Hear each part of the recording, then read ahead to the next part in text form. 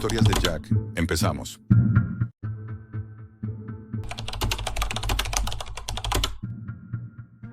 La primera vez que vi a un ratón con ojos humanos supe que ya habíamos cruzado una línea sin retorno.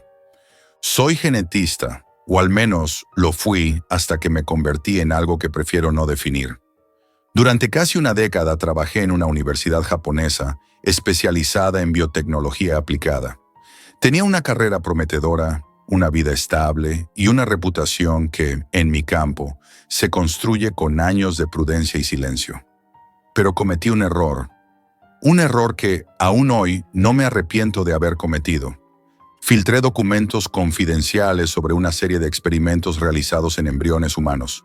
Había visto cosas que no deberían haberse hecho, decisiones tomadas por intereses económicos disfrazadas de ciencia. Pensé que estaba haciendo lo correcto, que alguien actuaría, que se frenaría aquella locura. Pero no fue así. Me expulsaron, me retiraron los fondos, los títulos, las recomendaciones. Nadie me defendió. Y en la ciencia, cuando caes solo. Pasé meses encerrado, revisando mi trabajo, intentando entender en qué momento me había convertido en el enemigo. En ese estado de frustración, comencé a frecuentar foros alternativos, algunos públicos, otros más ocultos. Fue así como encontré un nombre que se repetía como un susurro: Shinra Black. No era un foro común. Para entrar hacía falta una invitación encriptada y pagar en Monero.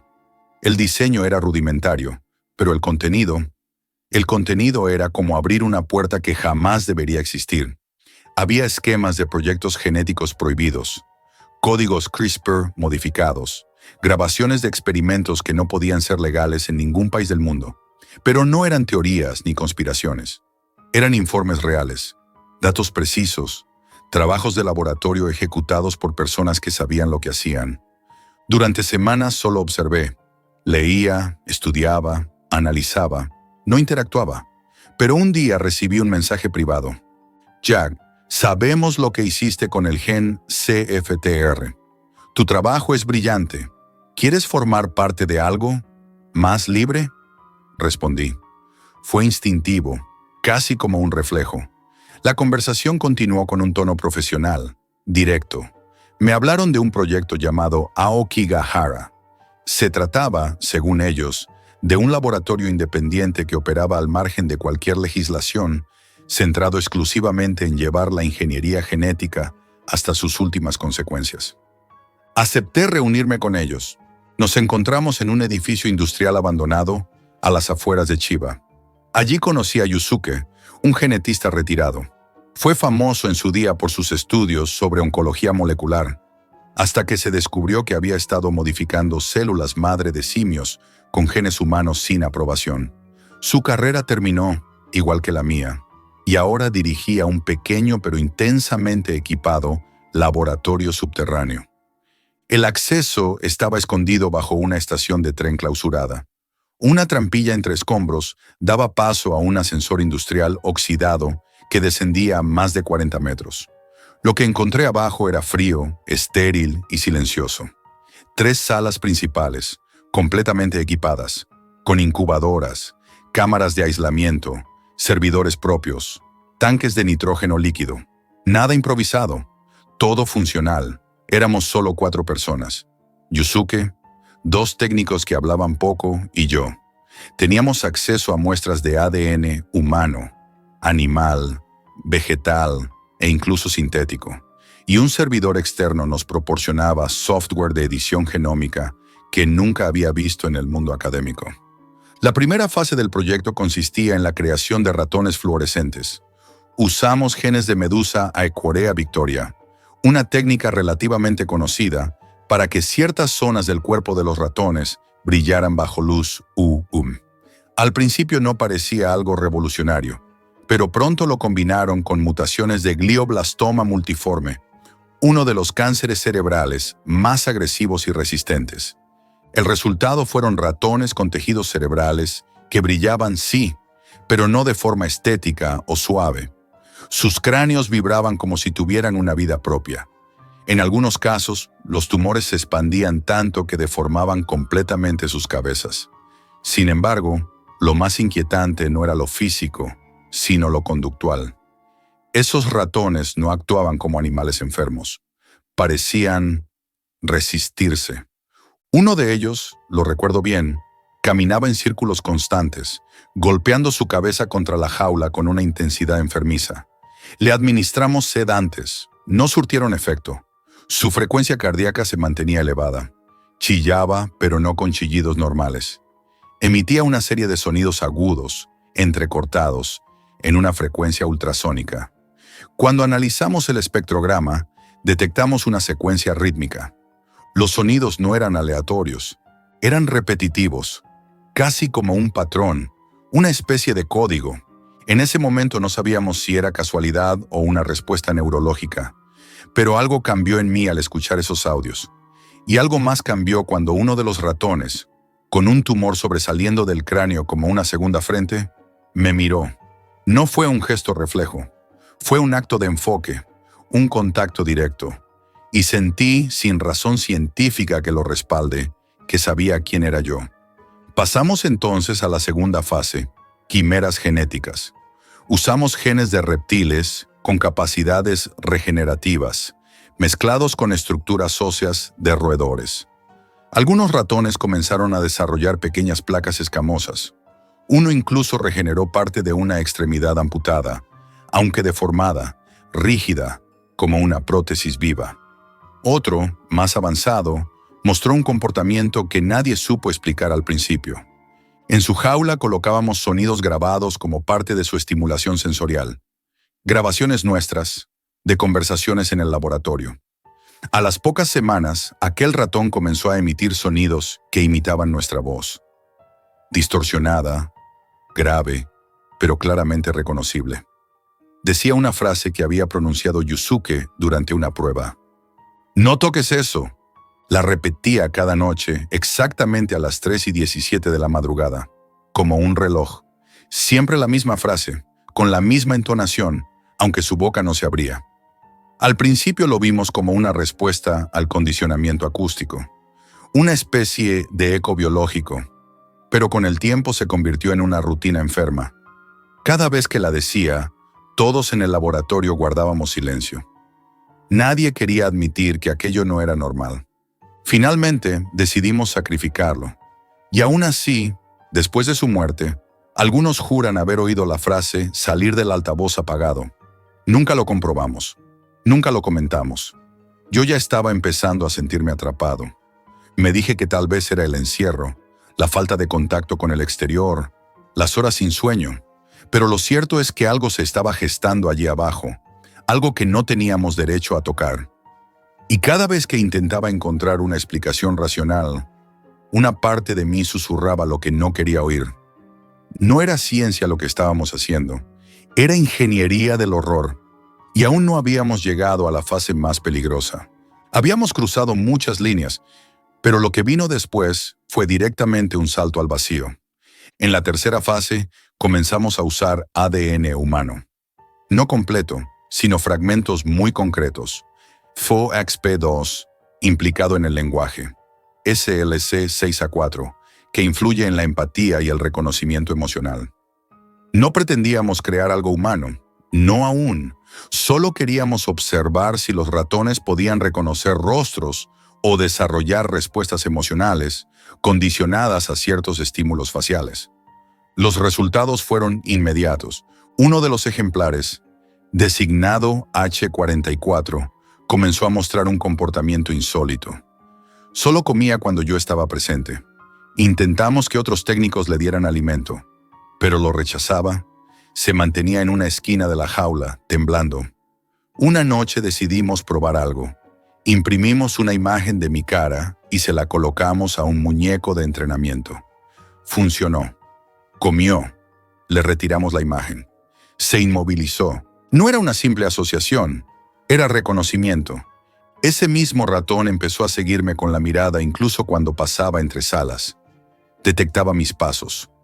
Lo sabía porque al llegar al umbral de su sala, ya estaba de pie, mirando fijamente a la puerta, como si me esperara, como si me necesitara. Yusuke se mostraba cada vez más entusiasmado, como un niño con un juguete nuevo. Hablaba de saltos evolutivos, de diseñar sistemas neuronales desde cero. Decía que la biología natural era lenta, torpe, limitada, y que nosotros teníamos las herramientas para corregir los errores de la evolución. No lo decía como un científico, lo decía como un creyente. Yo empecé a dudar. Dormía mal, tenía pesadillas con los ratones, con sus ojos deformes, con sus cuerpos brillando como cadáveres en formol. Pero algo me impidió irme. Tal vez fue la curiosidad, tal vez fue el miedo a quedarme solo con todo lo que ya sabía. Hasta que ocurrió lo de la sala de incubación. Una madrugada, a las 2:40, Yusuke me llamó sin previo aviso.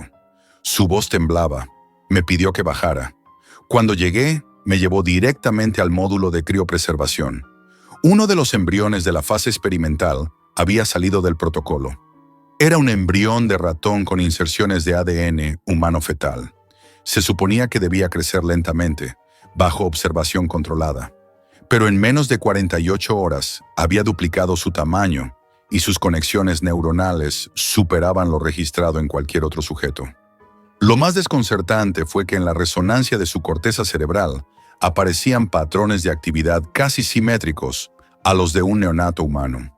En un roedor, sin entrenamiento, sin entorno social, solo estímulos químicos. Yusuke sonreía como si fuera un logro histórico. Yo solo sentí frío. Pedí suspender el experimento. Le dije que eso no era ciencia, era una aberración. Que no sabíamos si ese organismo tenía algún tipo de conciencia, si era capaz de sufrir. Le exigí destruir las muestras y cerrar el proyecto. Pero Yusuke se negó. Me miró con una calma que me heló la sangre y dijo, «Ya no estamos creando ratones, estamos creando estructura, potencial, mente». Tuve una discusión violenta con él. Le amenacé con denunciarlo. Le grité que esto no tenía ya justificación, ni ética, ni utilidad. Que lo que hacíamos era puro sadismo con bata blanca. No me respondió, solo me miró en silencio. 2 días después, al regresar, el laboratorio estaba completamente vacío. No lo digo en sentido figurado. Quiero decir vacío hasta el absurdo. Las jaulas, las muestras, los servidores, los tanques, incluso las etiquetas. Todo había sido retirado. Las cámaras de seguridad borradas. Las bases de datos destruidas. Ni una sola huella de que allí se hubiese hecho jamás ningún experimento. Solo quedaba un único contenedor metálico en medio de la sala de incubación. Era una cápsula de aislamiento, de esas que se usan para transportar organismos sensibles al entorno. Dentro había un ratón, o al menos algo que parecía uno. Pero no lo era. Era más grande, del tamaño de un gato pequeño. Su pelaje era blanco, casi traslúcido, pero lo más inquietante eran sus ojos. Grises, húmedos, con el mismo iris que he visto en humanos adultos. No tenía pupilas normales, y su cabeza estaba desproporcionada, ligeramente más redonda, con un hueso frontal que recordaba vagamente al de un cráneo humano en miniatura. Cuando me acerqué al cristal, me siguió con la mirada. No como un animal curioso, sino como algo consciente, presente. No tenía miedo, solo atención. Y entonces ocurrió. Movió la boca. No emitió sonido. No chilló. No fue un reflejo. Sus labios se movieron con lentitud, formando una palabra muda. Una palabra que no debería haber sido posible en su biología. Jack. Me congelé. Reproduje la escena 1000 veces en mi cabeza, buscándole una explicación lógica. Pensé en espasmos musculares, en coincidencias, en imaginación inducida por el estrés. Pero número. Lo vi con claridad. Mi nombre. No sé cuánto tiempo estuve allí mirándolo. Cuando reaccioné, corrí. Tomé bidones de alcohol de laboratorio y los derramé por toda la sala. Quemé los restos, destruí el ascensor, sellé la trampilla desde fuera. Jamás volví a contactar con nadie de Shinra Black. Me mudé a Okinawa con una identidad falsa. Nadie me busca, nadie me pregunta. Tal vez era parte del trato. Tal vez ellos sabían que nadie iba a creerme. No denuncié nada. No porque no quiera, sino porque no puedo. Lo que hicimos no tiene artículo en ningún código penal. No era exactamente ilegal. Era inhumano. Desde entonces vivo con una certeza que no me deja dormir. Porque si conseguimos que un ratón, modificado, enfermo, cruzado con fragmentos de humanidad, diga mi nombre sin cuerdas vocales ni lenguaje, entonces me pregunto, cada noche, antes de cerrar los ojos, ¿cuánto falta para que uno de ellos me mire y me pregunte, ¿por qué lo creamos? Si te ha inquietado esta historia tanto como a mí vivirla, imagina lo que aún queda por contar. Deja tu like si quieres más relatos así, suscríbete para no perderte lo que viene, y cuéntame en los comentarios, ¿tú también habrías encendido el fuego?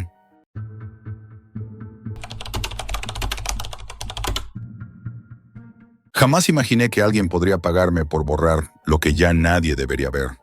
Hasta que lo acepté. Vivo en Tegucigalpa, Honduras, y durante los últimos 6 meses, mi vida se redujo a una rutina de olores metálicos, frío húmedo y el sonido monótono de la trituradora industrial que nadie debería escuchar. Todo comenzó cuando, buscando dinero rápido, me topé con un anuncio en la Deep Web. Trabajo discreto, pago alto, sin preguntas. En aquel momento, el mensaje parecía simple, casi inocente. La desesperación tiene esa capacidad de nublar el juicio. La primera vez que llegué al lugar, me sorprendió la calma artificial que había. Una casa vieja en las afueras, paredes descascaradas y un olor extraño que no podía identificar del todo. Nadie me recibió personalmente, solo un mensaje en el teléfono. Entra, la puerta estará abierta. Al cruzar el umbral, la luz amarillenta iluminaba una sala enorme, fría y silenciosa, con mesas de acero alineadas y cubetas vacías listas para lo que debía venir. Un escalofrío me recorrió la espalda. Ya estaba dentro. El primer cadáver que vi estaba cubierto con una sábana gris.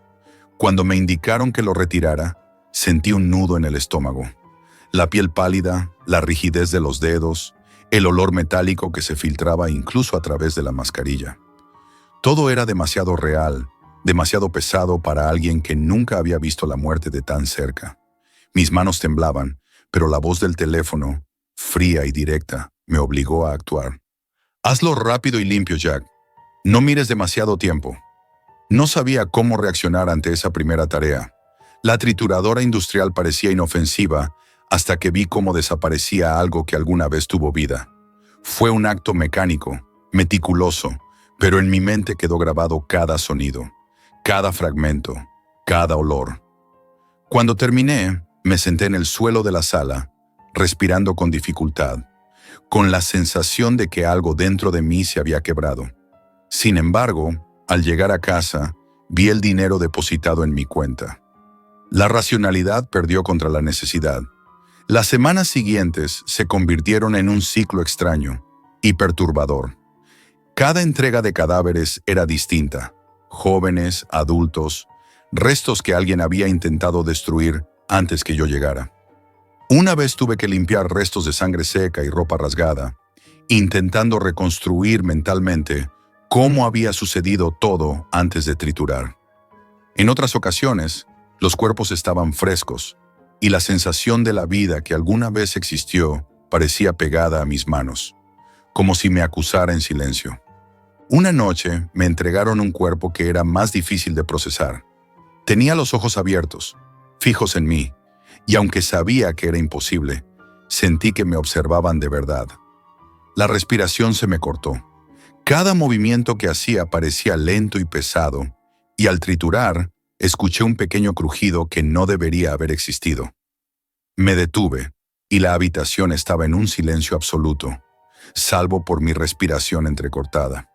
Esa noche no dormí, sentado en la cama, con la luz encendida, repasando cada gesto de esa rutina que me estaba consumiendo. Lo peor no era el acto físico de destruir los cuerpos, era la memoria que se acumulaba, fragmentos de historias que nunca conocería, restos de vidas que habían terminado demasiado pronto, cada uno depositado en un agujero metálico que los devoraba. Comencé a notar cambios en mí mismo. Despertaba sobresaltado, sentía que alguien podía estar observando mi apartamento, aunque sabía que estaba vacío, y cada vez que veía a alguien en la calle, Mi mente imaginaba lo que podría pasar si esa persona terminara como los cuerpos que trituraba. Un día, al preparar todo para un nuevo trabajo, encontré algo extraño. Una carta arrugada dentro de la ropa del cadáver. No era un mensaje para mí, pero algo en las palabras ilegibles me hizo dudar de todo. Por un instante, me sentí parte de algo más grande y perturbador de lo que había imaginado. Aún así, la rutina me reclamó. No había tiempo para preguntas. Cada cadáver debía desaparecer, y yo debía ser solo la máquina que lo hacía. Con el tiempo, la ciudad misma parecía reflejar mi estado. Calles húmedas y vacías, luces amarillentas que apenas iluminaban las aceras, y un silencio que se sentía más pesado que cualquier olor. Mi apartamento se convirtió en un lugar donde solo existía la rutina, donde cada ruido, cada sombra, me recordaba lo que hacía y lo que me estaba haciendo por dentro. Cada noche, mientras cerraba los ojos, veía fragmentos de cuerpos, manos extendidas, miradas fijas, y sabía que no podía contarle esto a nadie. Nadie entendería. Nadie podría imaginar cómo se siente ser responsable de borrar vidas. Cómo se siente escuchar el silencio después de cada destrucción. Cómo se siente que la culpa se acumule más rápido que el dinero. Esa fue la primera parte de mi descenso. Lo que vino después no fue mejor. Lo que vino después fue aún más oscuro, más intenso y más difícil de soportar. Pero por ahora solo puedo recordar la primera vez que me di cuenta de que ya no había vuelta atrás. Que cada decisión que tomaba me alejaba de quien alguna vez fui y me acercaba a alguien que apenas reconocía en el espejo. A medida que pasaban los meses, la rutina se volvió aún más oscura y pesada. Cada entrega traía un desafío diferente, y con cada cuerpo que desaparecía, sentía que parte de mí se quedaba allí, entre restos y fragmentos que nadie reclamaría. A veces los cuerpos estaban parcialmente descompuestos, y el olor penetrante se mezclaba con la humedad de Tegucigalpa. Tuve que aprender a trabajar con capas de guantes, mascarillas y trajes impermeables. Pero aún así, el hedor parecía quedarse en mi piel, en mi cabello, incluso en mis sueños. Hubo un trabajo que jamás podré olvidar. Llegué a una pequeña bodega en un polígono industrial, un lugar donde la luz apenas entraba y el aire estaba enrarecido. Dentro, un cadáver había sido abandonado de manera apresurada. No estaba completo. Partes faltaban, mezcladas con bolsas de plástico y tierra húmeda. Mientras trataba de ordenar lo que debía triturar, sentí un estremecimiento en la espalda. La disposición de los restos era caótica, y por un momento creí percibir movimientos en la penumbra. No había nadie, solo mi respiración y el eco de mis pasos sobre el cemento frío. Trabajar esa noche fue un esfuerzo de concentración absoluta.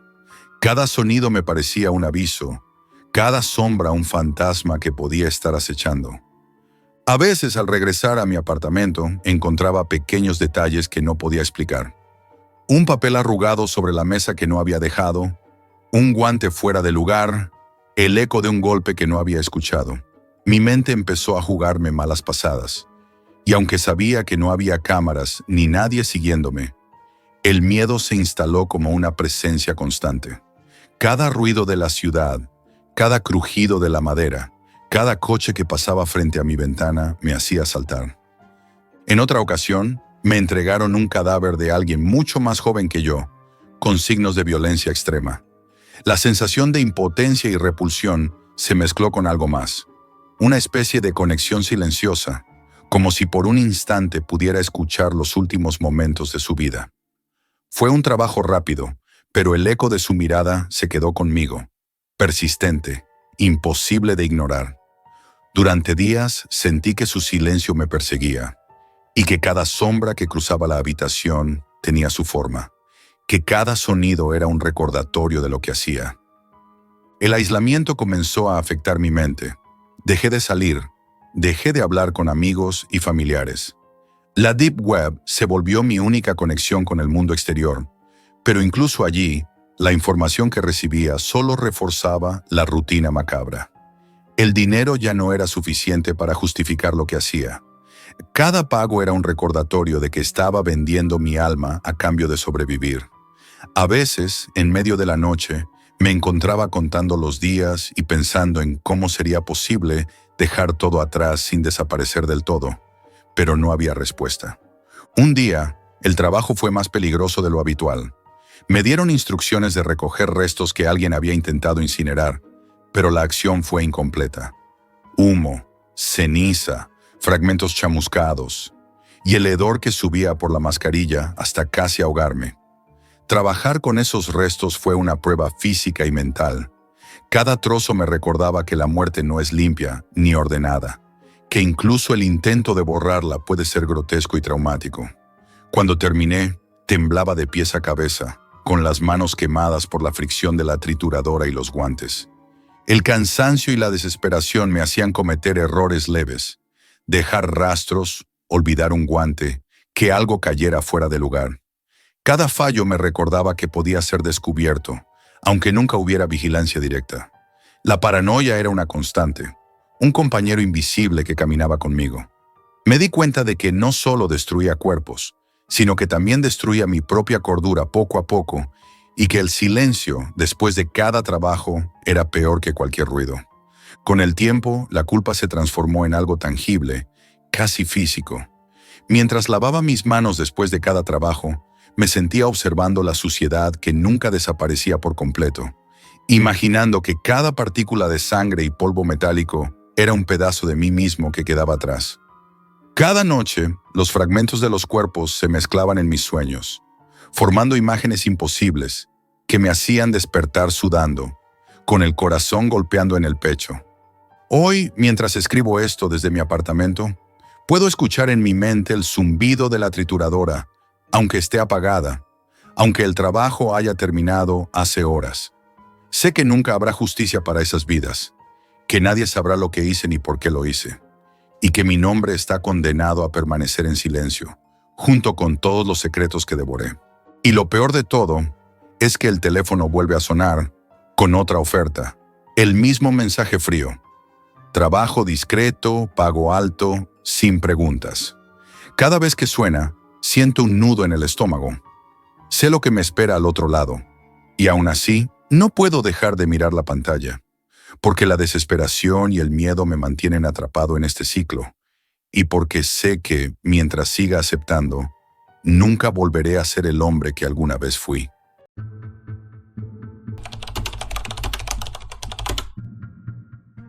Todo comenzó una noche lluviosa, con la ventana goteando y el sonido de los coches mezclándose con la lluvia. Estaba solo en mi apartamento, el portátil encendido, buscando cualquier cosa que me sacara de la rutina. La idea de explorar la Deep Web me rondaba desde hacía tiempo. Siempre había oído historias sobre vídeos imposibles, foros secretos y archivos que nadie debería ver. No me considero valiente, pero la curiosidad es un veneno difícil de ignorar. Al principio todo era trivial. Foros de hackers que parecían inofensivos, páginas con diseños antiguos, llenas de enlaces rotos, cuentas anónimas que compartían cosas extrañas. Nada demasiado perturbador, hasta que encontré un enlace que no aparecía en ningún buscador, ningún hilo de Reddit, ni ningún directorio de sitios ocultos. Solo un texto en rojo que decía: si quieres ver la verdad, entra aquí. Algo en mí me obligó a hacer clic, aunque una parte de mi cerebro gritara que parara. La página tardó en cargar. Cada segundo me hacía sentir que estaba cruzando un límite invisible. Cuando apareció, todo cambió. Era un vídeo sin título, sin descripción, solo un cuadro negro con una imagen que lentamente se reveló. Un hombre sentado, la cabeza cubierta por una bolsa de papel. Al principio parecía inofensivo, casi ridículo, pero entonces la escena cambió y la realidad golpeó más fuerte de lo que esperaba. No había nada paranormal, ni efectos especiales, ni ruidos diseñados para asustar. Solo la brutalidad de la realidad. El hombre estaba siendo torturado. No puedo describirlo sin sentir un nudo en el estómago. Cada movimiento, cada sonido, estaba grabado con un detalle que resultaba insoportable. Me di cuenta de que no eran actores, que nadie había preparado esto para entretenimiento. Era real. Intenté apartar la mirada, pero algo en mi interior me impedía hacerlo. Cada segundo que pasaba me quemaba la conciencia y la curiosidad me mantenía pegado a la pantalla. Después de cerrar el vídeo por unos segundos, abrí de nuevo el portátil. Los foros de los que había oído hablar antes parecían distintos ahora, más oscuros.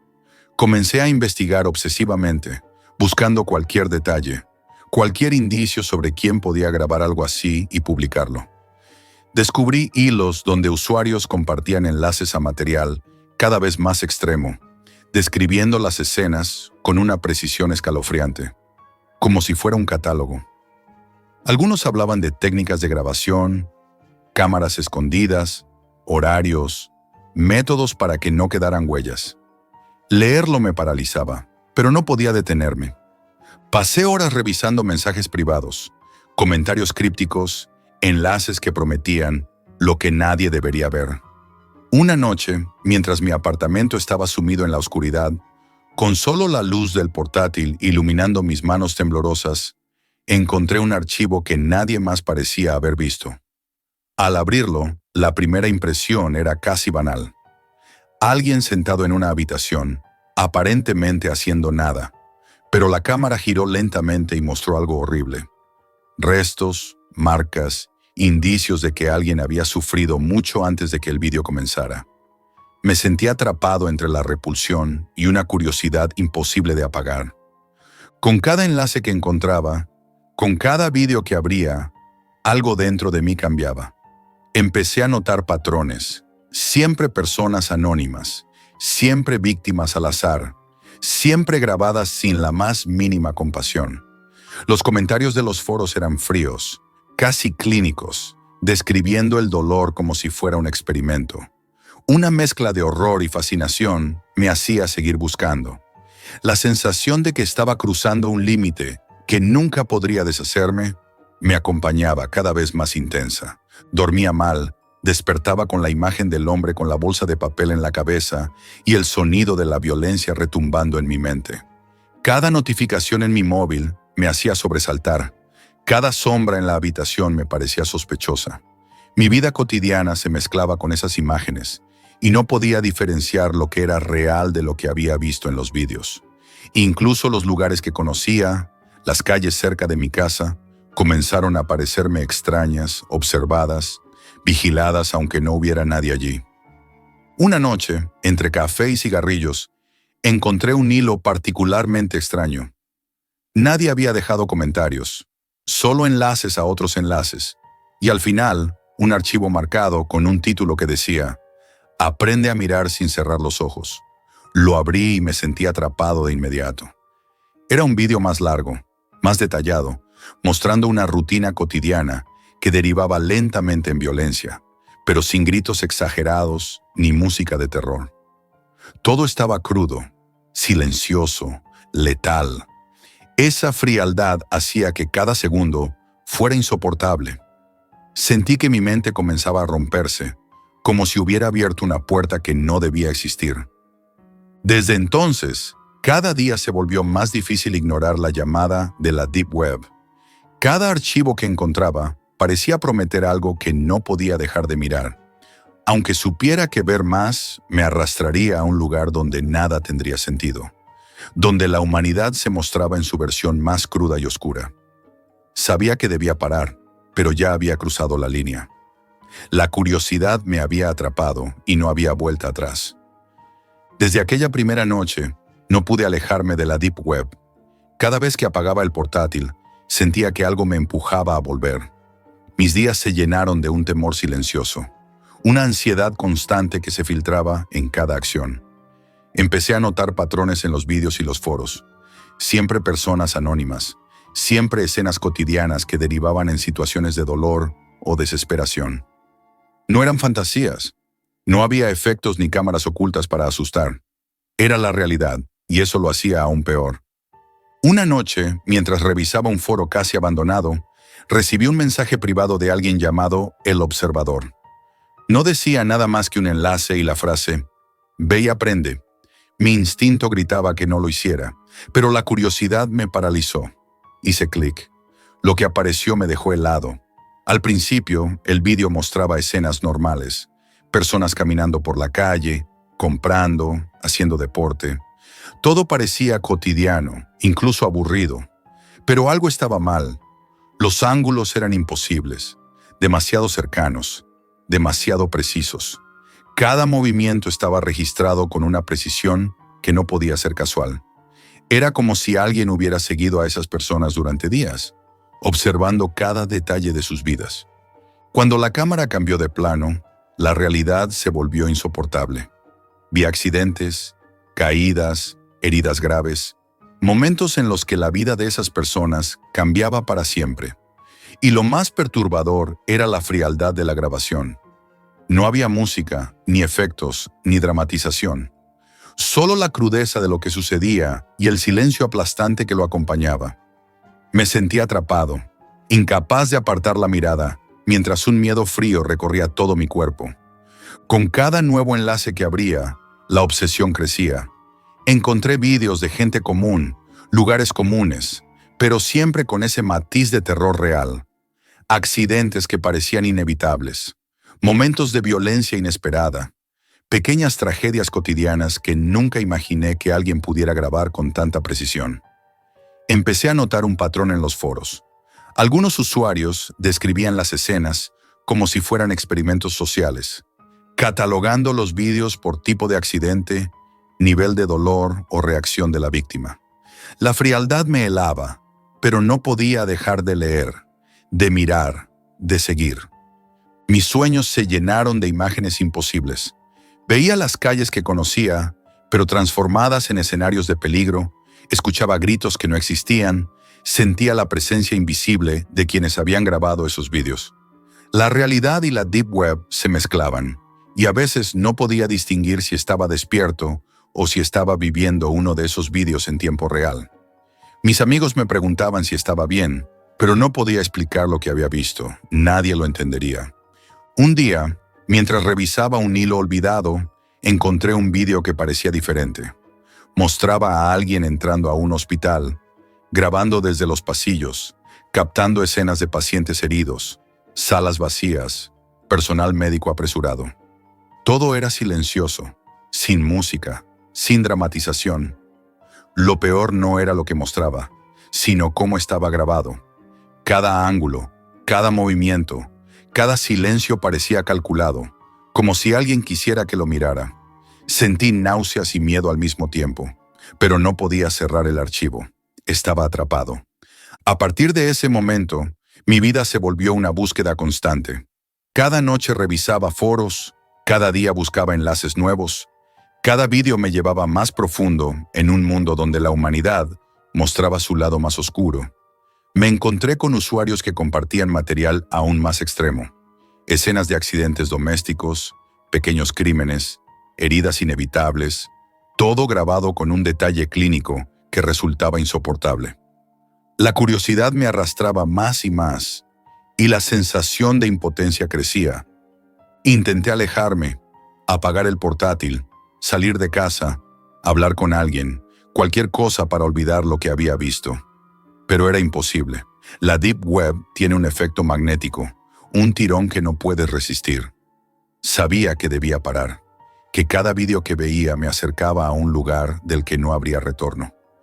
Pero algo dentro de mí, esa mezcla de miedo y fascinación, me empujaba a seguir. Hoy sigo viendo cosas, aunque no quiera. A veces me pregunto si me he vuelto insensible, si la curiosidad ha ganado sobre mi humanidad. Cada enlace que abro, cada vídeo que miro, me recuerda que hay rincones de Internet donde la violencia y el dolor no son ficción, donde todo es real y donde la mente puede romperse solo con mirar. No hablo de esto con nadie. Nadie podría entenderlo, pero sé que siempre estará ahí, esperando a alguien como yo, alguien curioso, alguien que necesita mirar aunque le aterre lo que va a ver. Y lo peor no es lo que he visto. Lo peor es saber que todo eso existe y que siempre podría encontrar más.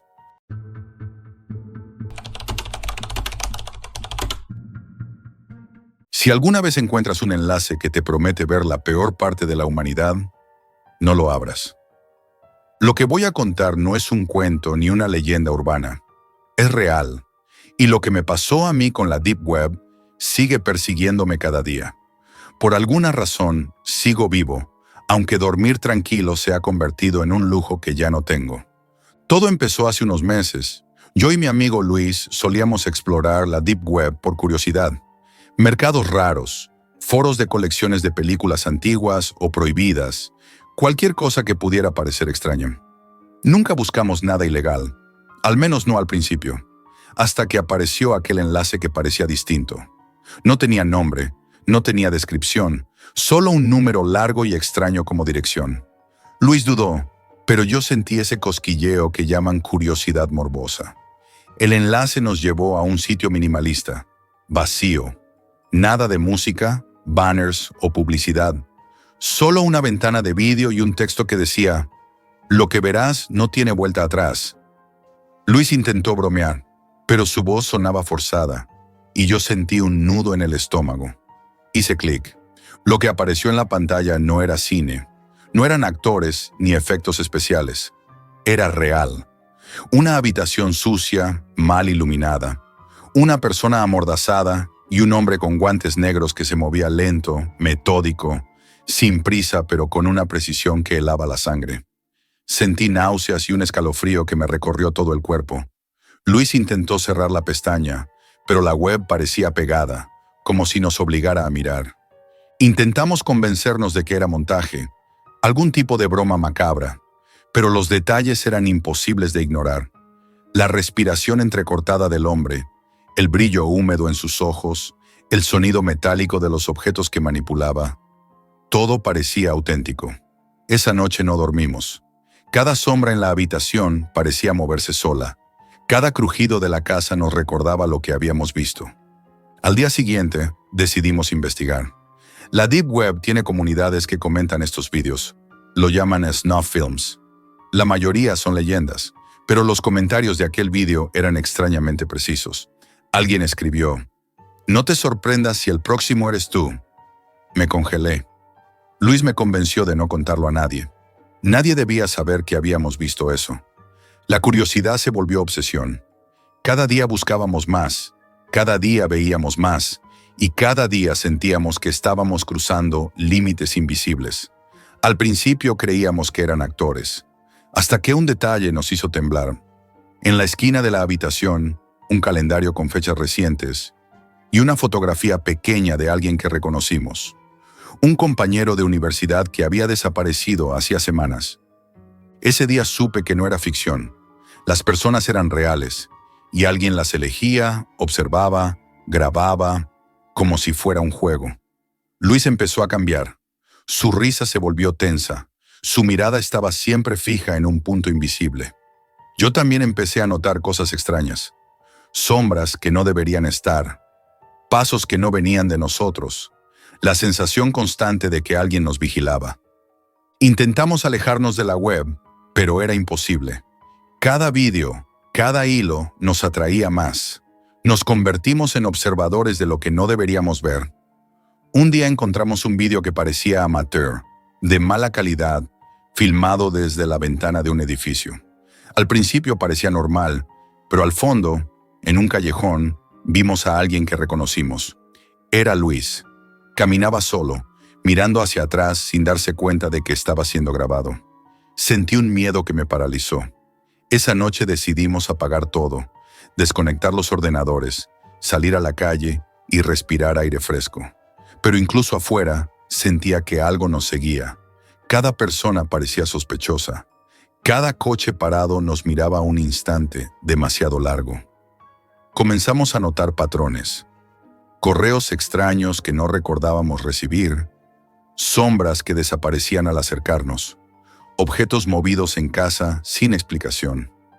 La línea entre lo real y lo que habíamos visto se difuminaba. Pese a todo, seguimos buscando respuestas. Queríamos entender cómo elegían a sus víctimas, cómo alguien podía estar un paso por delante, cómo un simple clic podía llevarnos a un mundo donde la vida de otros se convertía en espectáculo. Y cuanto más buscábamos, más nos dábamos cuenta de que no éramos espectadores inocentes. Éramos parte de algo que no podíamos controlar. Después de lo que vimos, decidimos alejarnos de la Deep Web. Apagamos los ordenadores, borramos historial, intentamos normalizar nuestras vidas, pero había algo que no podíamos ignorar: la sensación de ser observados. Cada sonido, cada sombra, cada persona desconocida parecía cargada de intención. Era un miedo silencioso, constante, que no se iba con explicaciones racionales. Todo empeoró cuando Luis desapareció. No se fue ni dejó nota, simplemente no volvió a casa. Al principio pensé que era su forma de escapar de la obsesión, pero pronto encontré su ordenador encendido, con un nuevo vídeo abierto en pantalla. Lo que vi me heló la sangre. Era él, caminando por nuestra calle, con una cámara que lo seguía a cierta distancia. Y detrás, alguien más. Alguien cuya presencia no necesitaba aparecer directamente para hacerme entender que estábamos siendo vigilados. Comencé a revisar mensajes, correos, cualquier rastro digital de Luis, pero todo parecía borrado. Incluso en la Deep Web, los hilos que antes visitábamos estaban desaparecidos. Era como si nos hubieran eliminado de ese mundo, pero sin quitarnos la capacidad de verlo. Aparecían nuevos vídeos, nuevos comentarios, siempre insinuando que éramos el siguiente objetivo.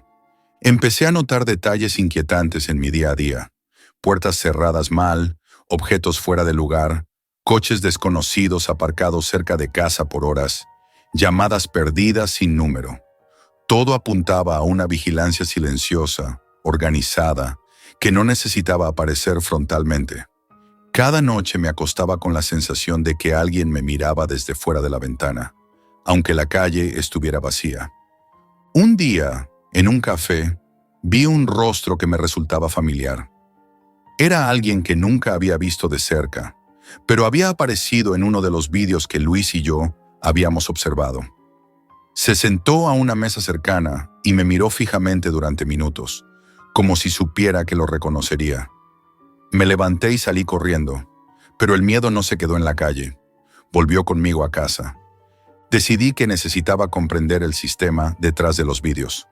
Busqué en foros, en archivos de la Deep Web, información sobre cómo operaban los snuff films. Descubrí que muchos no eran solo grabaciones, sino transmisiones controladas.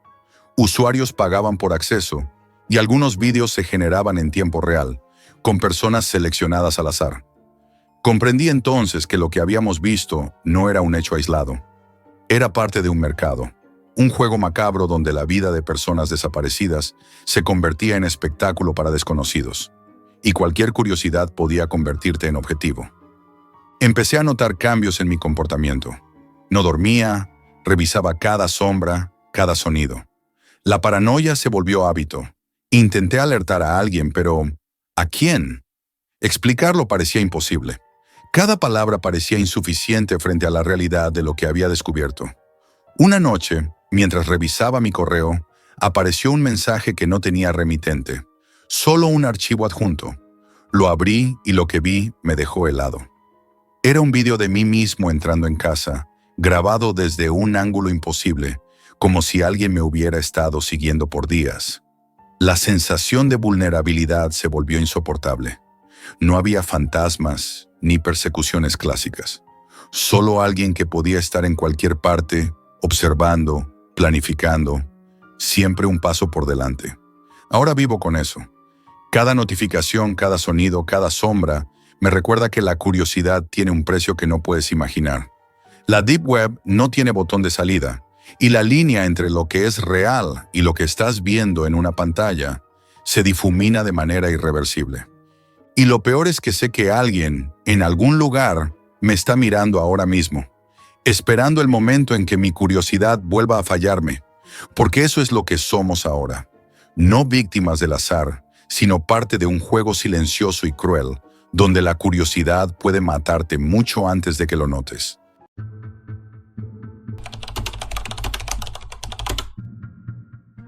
Cuando entras en la Deep Web, no estás navegando solo en Internet. Estás navegando en el abismo de la mente humana. Y ese abismo puede devorarte. No sé decirte con exactitud cuándo empezó todo.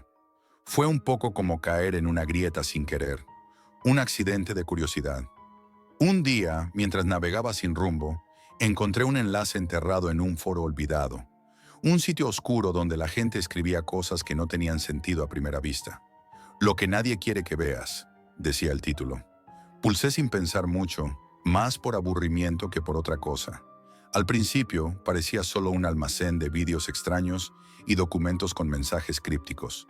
Nada tangible, solo imágenes que parecían sacadas de pesadillas o de alguna realidad alternativa. Pero había algo en ese lugar, en esa comunidad que se hacía llamar Los Ojos, que me atrapó sin remedio. No tenía ni un solo vídeo propio, ni fotos, ni siquiera voces. Solo textos enigmáticos, mensajes cifrados y enlaces que llevaban a rincones más profundos, más oscuros.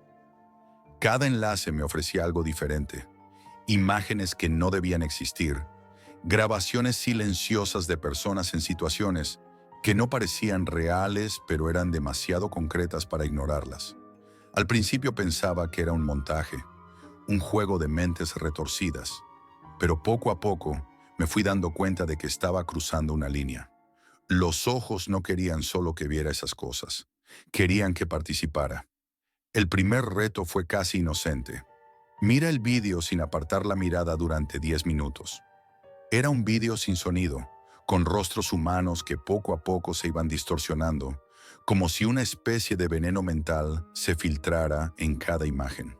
Al terminar, sentí una presión extraña en la cabeza, como si esas caras deformadas se hubieran tatuado en mis pensamientos. Luego vinieron retos más inquietantes. No eran desafíos físicos ni pruebas de habilidad.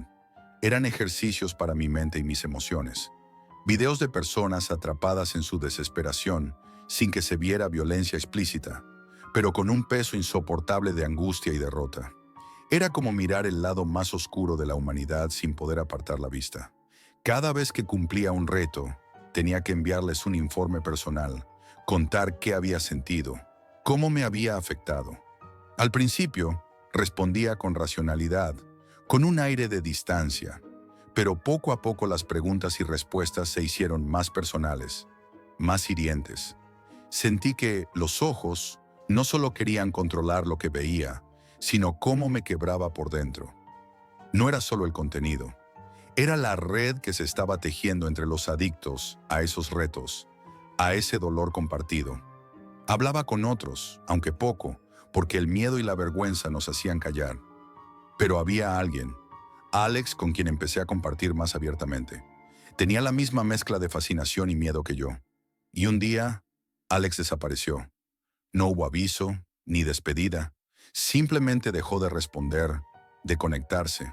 Intenté buscarlo, en foros, en redes sociales, en mensajes privados, nada. Era como si se lo hubiera tragado la nada. Eso me aterrorizó de verdad. No por él, sino por lo que eso significaba. ¿Qué pasaba si me tocaba a mí? Desde entonces, las pruebas se hicieron más intensas. Me pedían que hiciera cosas fuera de la pantalla, como observar sin ser visto a desconocidos en la calle, grabar momentos de gente que no tenía idea de que existía. Era un juego de sombras y silencios, donde yo me convertía en un voyeur sin motivo aparente, solo para alimentar esa red invisible. La soledad empezó a pesar. Mis amigos notaban que cambiaba, que estaba más callado, más irritable. No podía contarles qué me estaba pasando sin sonar loco. La Deep Web se había convertido en mi prisión, y los ojos en mis carceleros sin rostro. Una noche, después de un reto particularmente pesado, me quedé mirando la pantalla en blanco durante horas. Las palabras de un mensaje se grabaron en mi mente. La verdad no duele, es la mentira la que mata. No entendía qué querían decir, pero algo en esa frase me removió por dentro. Quise desconectarme, pero no podía. Cada vez que lo intentaba, sentía un vacío insoportable, una ansiedad que me obligaba a volver, a mirar, a seguir el juego. Ya no era curiosidad, era una necesidad enfermiza, un hambre que solo podía saciar con más oscuridad. Así que seguí, atrapado en ese laberinto de imágenes, palabras y pruebas sin sentido, sin saber si algún día saldría, sin saber si quería salir. Intenté contactar con otros miembros del grupo tras la desaparición de Alex, pero el silencio fue absoluto. Nadie respondía. Algunos parecían haber abandonado la Deep Web, otros quizá habían caído en la misma oscuridad que yo. La sensación de aislamiento se hizo insoportable. Era como si, poco a poco, el mundo real se fuera disolviendo para dejarme solo con los ojos y sus juegos retorcidos. Los mensajes que seguían llegando eran cada vez más inquietantes. Ya no se limitaban a vídeos extraños o pruebas psicológicas. Empezaron a pedirme que hiciera cosas fuera de la pantalla, en la calle, en la vida real. Observa sin ser visto, decían. Escucha sin intervenir. Graba sin ser descubierto. Actos sencillos, pero con una carga inquietante que me ponía los nervios de punta. Recuerdo una noche en particular. Me pidieron que me sentara en un banco del parque, cerca de un grupo de personas sin que ellos se dieran cuenta, y que grabara solo los silencios entre sus conversaciones. Silencios, pausas, espacios en blanco en la comunicación humana. Fue la tarea más extraña que había hecho hasta entonces. Al escuchar la grabación sentí un escalofrío. En esos silencios se colaban susurros apenas audibles, como si la grabación hubiese captado algo que no estaba ahí físicamente. Ese fue uno de los momentos en que empecé a dudar de mi cordura. Las pruebas ya no eran solo pruebas. Parecían rituales, una forma de hacerme entrar en un estado mental diferente. Una parte de mí quería huir, pero estaba atrapado en un bucle del que no podía salir. Las noches se volvieron insoportables. El cansancio y la ansiedad se combinaron hasta dejarme agotado. Me despertaba con la sensación de que algo o alguien me observaba, aunque estuviera solo en mi habitación. Intenté racionalizarlo, decirme que era mi mente jugándome malas pasadas, pero la sensación persistía. Una madrugada, mientras miraba la pantalla con una mezcla de miedo y obsesión, recibí un vídeo distinto a todos los anteriores. Era una grabación hecha desde dentro de mi habitación, pero esta vez se veía mucho más. Las sombras proyectadas en la pared, el reflejo de mi rostro cansado en la pantalla, y lo peor, una figura oscura de pie en el rincón, inmóvil que desaparecía al instante, como un parpadeo. No había sonido, solo una atmósfera opresiva que me dejó paralizado. Apagué el ordenador, pero el impacto fue tan grande que no pude dormir en horas. Cuando por fin cerré los ojos, las imágenes se colaron en mis sueños, tornándose pesadillas.